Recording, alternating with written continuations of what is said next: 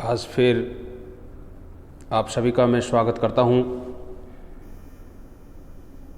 जैसा कि सभी को इस पोस्टर में दिखाई दे रहा है, आज अपना टॉपिक है वो है भारत की जनसंख्या। प्रश्न यह है कि क्या भारत की जनसंख्या ज़्यादा है? हम स्कूल से क्लास चौथी पाँचवीं से ये पढ़ते आ रहे हैं कि भारत जनसंख्या विस्फोट के दौर में चल रहा है। लंबे समय से हम पढ़ते आ रहे हैं और उसके बाद पिछले 15-20 सालों से एक और शब्द सुनने को मिल रहा है, वो है मानवीय संसाधन। अर्थात भारत में मानवीय संसाधन ज़्यादा है, ह्यूमन रिसोर्स भारत में ज़्यादा है। तो ये एक प्रकार का विरोधाभास टाइप का सामने आ गया कि क्या भारत जनसंख्या विस्फोट के दौर में है या जनसंख्या भारत के लिए अच्छा है, ये भारत के लिए आशीर्वाद है। ये एक और शब्द हमें देखने को मिला है। इसी दौर में हमें यह समझना चाहिए कि क्या भारत में जनसंख्या एक समस्या है। यदि समस्या नहीं है तो कैसे इसको मानवीय संसाधन में तब्दील करें ताकि भारतवर्ष को जनसंख्या का अधिक से अधिक फायदा मिल सके। यह प्रश्न है, विद्यार्थियों के लिए ये समझने लायक है कि जब माल्थस ने 1776 में डेमोग्राफिक डिविडेंड जनसंख्या सिद्धांत जब माल्थस ने आज से 250-250 साल पहले दिया था, तब माल्थस का क्या सोचना था और माल्थस की विचारधारा किससे प्रभावित थी। मैं थोड़ा सा आपको इतिहास में ले जाऊंगा, यूरोप के इतिहास में ले जाऊंगा। माल्थस जनसंख्या से डरता था, यह बात निश्चित रूप से सत्य है। माल्थस कहता था कि जनसंख्या में वृद्धि गुणोत्तर दृष्टि से होगी, मतलब जनसंख्या तेज गति से बढ़ेगी, लेकिन उनके खाने पीने के लिए उत्पादन होने वाला अनाज इतनी तेज गति से नहीं बढ़ेगा। ये सोच उसकी कहां से आई? ये सोच माल्थस की जो सोच थी वो रिकार्डो अर्थशास्त्र से आई थी। रिकार्डो को यह मानना था कि जैसे जैसे जनसंख्या बढ़ेगी वैसे वैसे सीमांत भूमि का प्रयोग होगा। सीमांत भूमि वह भूमि है जिसके ऊपर कृषि का उत्पादन गिरने लगता है, तो उसका यह सोचना था जनसंख्या बढ़ जाएगी, अधिक से अधिक भूमि का प्रयोग होगा, भूमि से उत्पादन, कृषि उत्पादन कम होने लगेगा, खाद्यान्न कम होगा, तो पूरे दुनिया में संकट आ जाएगा। और माल्थस का जनसंख्या सिद्धांत इसी पर अटका हुआ था कि जनसंख्या समस्या खड़ी करेगी आने वाले समय में। लेकिन क्या वास्तव में ऐसा हुआ? मेरे प्यारे साथियों, मैं उदाहरण भारत का देता हूं। जब भारत देश 1947 में आजाद हुआ, 1951 में भारत की जनसंख्या 37 लाख थी, लेकिन देश में खाद्यान्न उत्पादन 50 मिलियन मैट्रिक टन था। वर्तमान में देश की जनसंख्या 135 करोड़ और 40 करोड़ के बीच में है। अर्थात भारत की जनसंख्या करीब करीब 3 गुना या 3.25 गुना 3.5 गुना बढ़ी है। लेकिन हमारा खाद्यान्न उत्पादन वर्तमान समय में करीब करीब 300 मिलियन मैट्रिक टन हो गया। हमारी जनसंख्या 3 गुना 3.25 गुना 3.5 गुना बढ़ी, लेकिन खाद्यान्न उत्पादन 6 गुना ज्यादा बढ़ गया। तो क्या भारत में खाद्यान्न की समस्या हो गई? वर्तमान में भारत पूरी दुनिया को खाद्यान्न भेजता है। हमारे पास इतना खाद्यान्न, गेहूं, बाजरा, ज्वार इतना होता है कि हमारा स्टॉक भरा पड़ा रहता है। तो माल्थस का यह सोचना था कि जनसंख्या ज्यादा हो जाएगी तो भूख मर जाएगी। क्या वास्तव में ऐसा हुआ? नहीं हुआ। माल्थस पूर्वाग्रह से ग्रसित था।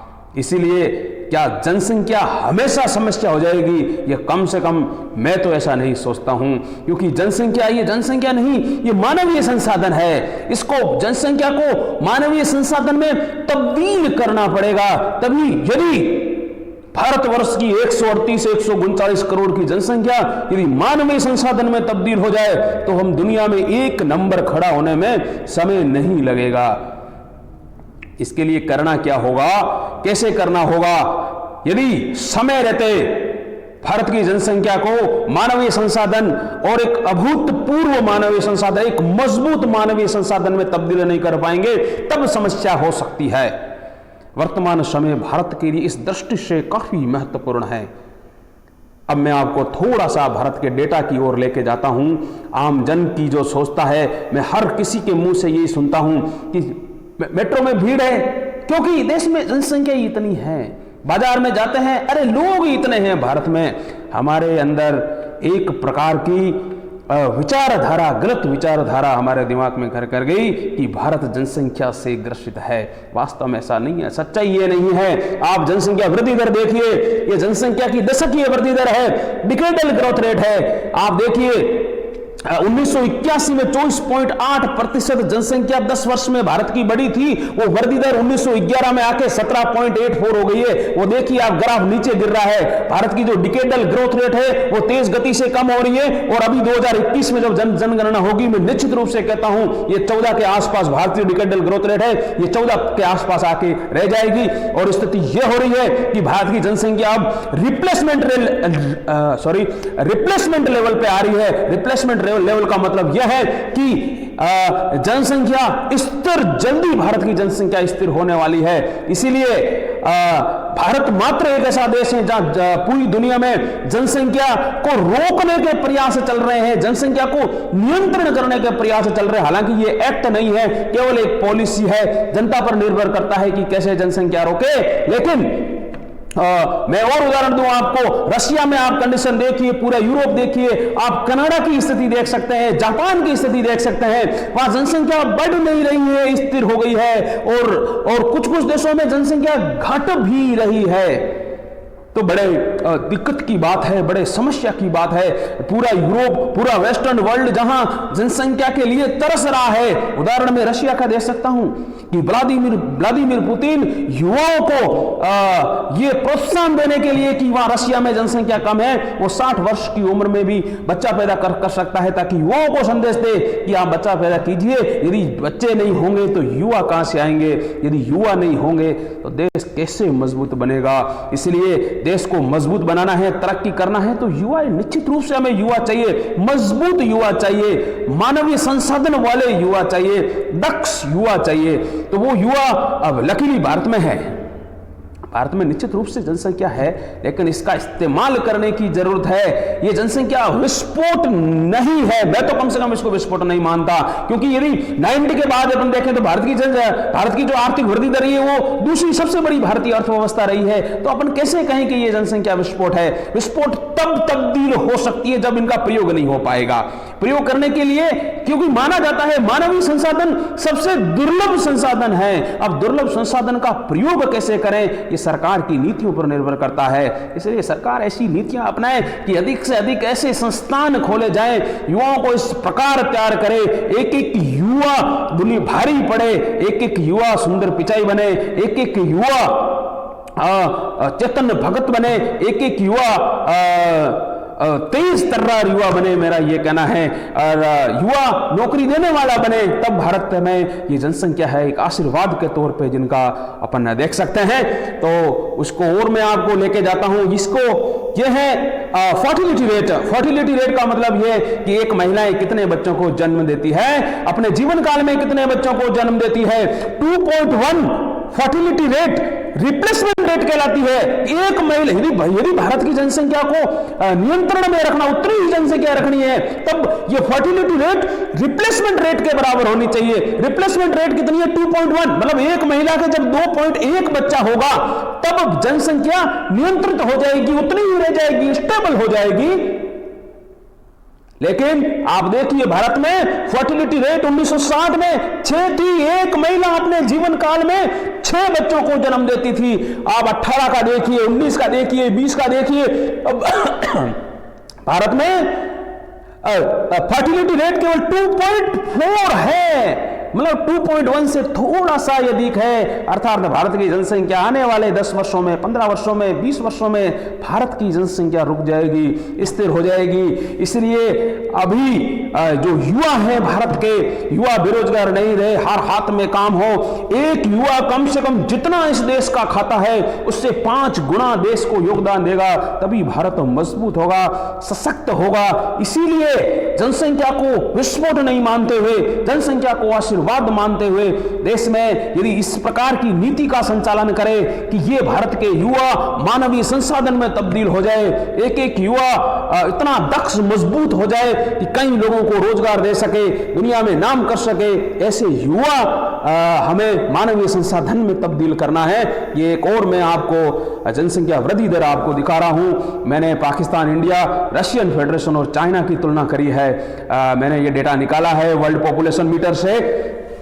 आप देख सकते हो कि भारत की जनसंख्या, यहां आप देखिए जनसंख्या वृद्धि दर, मतलब प्रतिवर्ष भारत की जनसंख्या जो वृद्धि दर है वो पहले 2% से ज्यादा थी, लेकिन अब कम होते होते 1% के आसपास आज आ गई है। चाइना की आप देखिए, चाइना की वृद्धि दर माइनस, मतलब 1 से नीचे चली आ रही है। कई सालों से वापस चाइना ऊपर बढ़ा रहा है इसको, क्योंकि सभी को पता है चाइना ने सबसे स्ट्रिक्ट पॉपुलेशन पॉलिसी, एक बच्चे वाली नीति को अपनाया था। चाइना ने वापस उस नीति से यूटर्न ले लिया, वापस चाइना का ग्राफ ऊपर जा रहा है, लेकिन भारत का ग्राफ नीचे आ रहा है। मतलब प्रति वर्ष जो जनसंख्या वृद्धि दर है वो कम हो रही है, पाकिस्तान की भारत से अधिक है। रशिया समस्या से जूझ रहा है। रशिया ये स्थिति है कि रशिया में यदि 5 बच्चे प्लस हो जाए तो सरकार उनको पालने के लिए अत्यधिक पैसा देती है, साधन मुहैया कराती है। जापान में भी ऐसा है, अधिक से अधिक युवाओं में जनसंख्या हो, बच्चे हो, इस प्रकार मतलब उनको प्रोत्साहन देती है।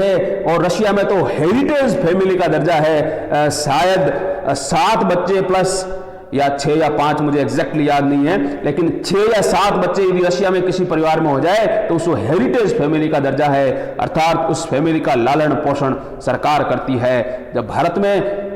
जब इस प्रकार की स्थिति है, तब भारत में जब जनसंख्या नेचुरली इस समय ठीक ठाक है, उनका सही प्रयोग से दोहन हो, सही प्रयोग से उनका सही तरीके से उनका यूज हो और उनको मानवीय संसाधन में तब्दील करें, तब देश तेज गति से तरक्की कर सकता है। तो आने वाले 20 से 30 वर्ष भारत के लिए महत्वपूर्ण है। तब भारत की जनसंख्या रुक जाएगी और आने वाले 40 वर्ष बाद भारत की जनसंख्या वापस युवाओं से भारत बुढ़े देशों की श्रेणी में आने लग जाएगा। इसीलिए इन 30-40 वर्षों तक इन युवाओं का प्रयोग करते हुए भारत की आर्थिक वृद्धि दर 10% से अधिक हो जाए, इस प्रकार की योजना सरकारों को बनानी चाहिए और युवाओं को भी ये सीख लेनी चाहिए कि बेरोजगारी हो सकता है, बेरोजगारी एक सरकार में देश के अंदर ऐसी परिस्थितियां हो कि बेरोजगार की स्थिति है, लेकिन अपने अवसर तलाशे, वो भी परंपरागत चीजों के अंदर नहीं घुसे, वहां से बाहर निकले और देखे दुनिया में कहां अवसर है, युवा कहां जा सकता है, क्या देश के लिए योगदान कर सकता है।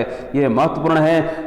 कम से कम मैं उस रिकार्डो और माल्थस के इस सिद्धांतों के विरुद्ध ये कहता हूं कि जनसंख्या विस्फोट नहीं है, जनसंख्या एक आशीर्वाद है और भारत में जो जनसंख्या बढ़ रही है उनका सही तरीके से प्रयोग करते हुए उनको मानवीय संसाधन में तब्दील करें, तब देश निश्चित रूप से आगे बढ़ेगा, भारतवर्ष को फायदा होगा।